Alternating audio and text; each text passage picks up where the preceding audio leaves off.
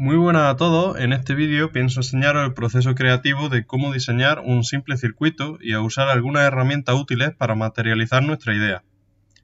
Tengo pensado dividir este vídeo en dos partes. Esta primera, donde muestro un contexto y antecedentes que me llevaron a idear este proyecto, y así como su diseño y prototipado, y un segundo vídeo donde mostraré el proceso que seguí para llevarlo a la realidad, haciendo una PCB, una placa de circuito impreso, específicamente para el circuito que diseñé, que subiré pronto al canal.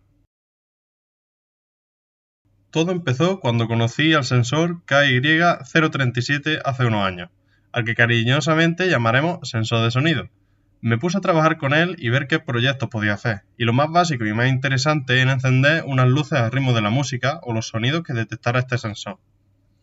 Al principio utilicé un Arduino para interpretar las señales del sensor y con ese mismo controlador alimentar los LEDs. Desde luego, esto es un verdadero desperdicio de recursos, pero para estar empezando en este mundillo no lo hice del todo mal. Así que decidí expandir el proyecto y me compré 500 LEDs y unas placas perforadas. Probé que todos funcionasen y soldé 80 de ellos en unas placas. Los conecté todos. Después fundí la mitad a la hora de probarlos, conectándolos a 12 voltios en vez de 5, pero no me di por vencido. Quité los LEDs fundidos de las placas, coloqué otros nuevos e hice un par de cuentas para ver qué resistencia colocar para que no se fundiesen otra vez con el uso. Y ahora sí, funcionaban perfectamente. Dejé este proyecto aparcado un par de años, pero sin olvidar que, por muy bueno que estuviese el proyecto, utilizar un microcontrolador como un Arduino Uno era un verdadero despropósito. Investigué y me di cuenta que un dispositivo llamado comparador podía funcionar, pero en ese entonces no tenía el tiempo suficiente para comprobarlo, así que, de nuevo, tuve que abandonarlo. Hasta que este año conseguí un amplificador operacional, que es un dispositivo que puede funcionar como comparador, así que retomé esa vieja idea y me puse manos a la obra.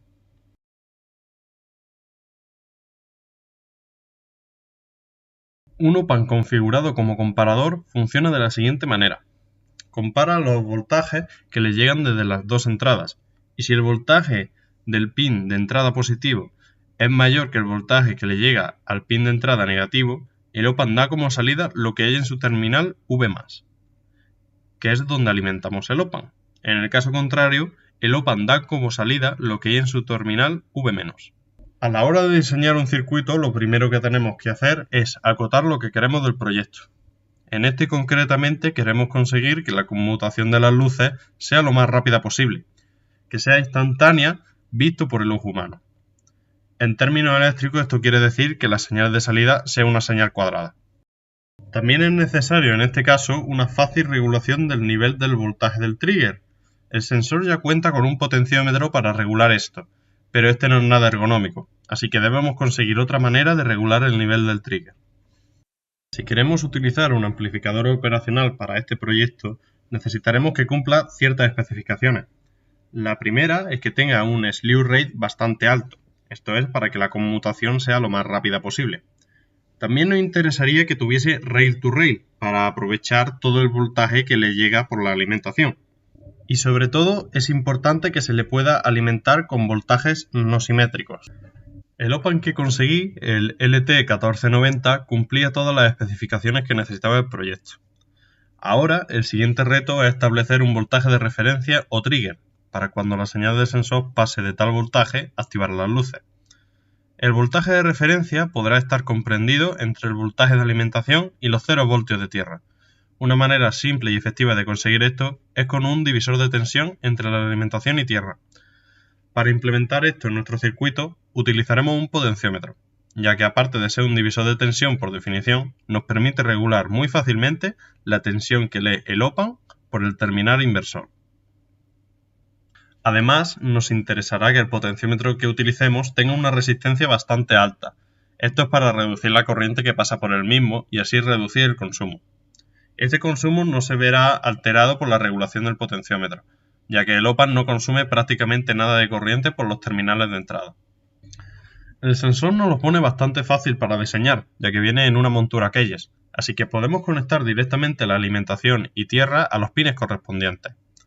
Por otro lado, podemos tener dudas en qué salida utilizar, la digital o la analógica. Para el efecto que queremos conseguir en los rangos de funcionamiento que nos interesan, debemos utilizar la señal digital.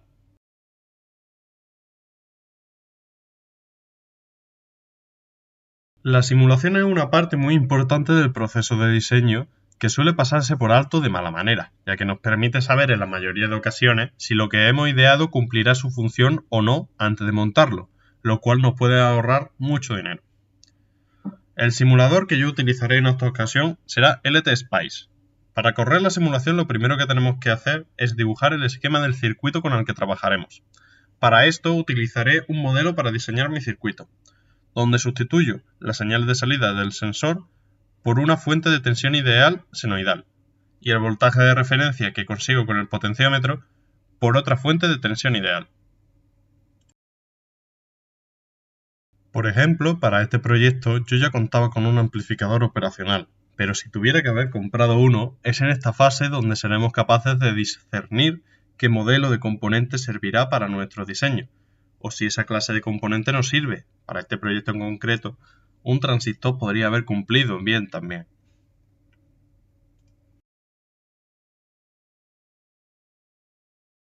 Ya hemos visto la respuesta del LT1490. Vamos a ver ahora mismamente la del OPAN 747. A ver si se ajusta a nuestras necesidades. Y podemos ver que sí. Lo que significa que si quisiéramos comercializar este aparato, nos convendría cambiar el OPAN al 747 porque es más barato. Por último, no está de más hacer una especie de análisis de Monte Carlo en este circuito, para ver que el OPAN conmuta bien a distintos niveles de voltaje de referencia. Esto lo podemos hacer a mano, pero este simulador nos permite hacerlo con una directiva de SPICE. StepParam nos permite hacer varias simulaciones cambiando el valor de un parámetro en cada simulación. Para hacer esto, le tenemos que especificar a la directiva el nombre del parámetro a variar, el valor inicial, el valor final y el salto en ese orden. Corremos la simulación, vemos los resultados y discutimos sobre ello.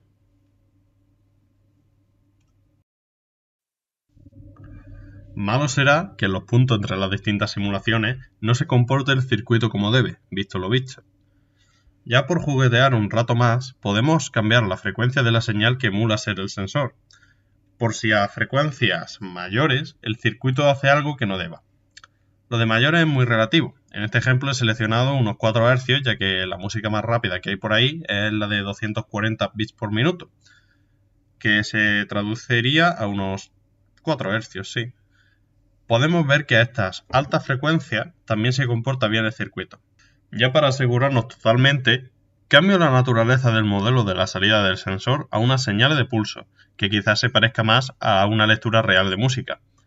También podemos comprobar que no existe problema alguno.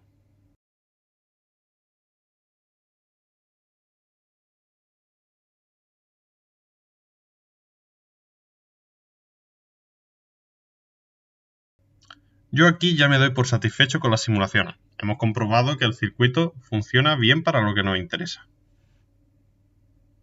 Esta parte es sin duda la más divertida de todas. Lo que tenemos que hacer es montar lo que ya diseñamos y corregimos con la simulación. Cuidadosamente montamos todos los componentes sobre la protoboard.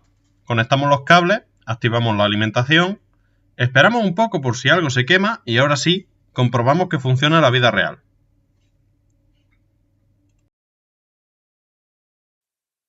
En el caso de que no fuese así, lo que tendríamos que hacer es revisar los componentes que tenemos para ver si funcionan correctamente. Y si no, cambiarlos por otros que sí lo hagan. De todas formas, el resultado se ve tal que sí.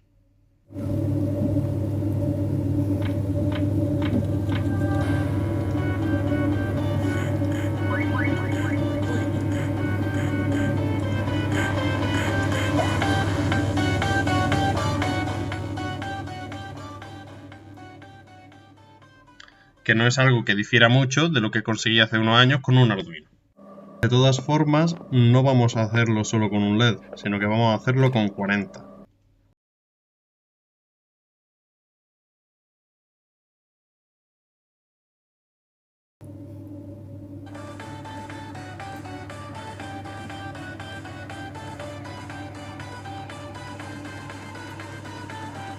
Vamos a bajar un poco las luces, que así se verá mejor.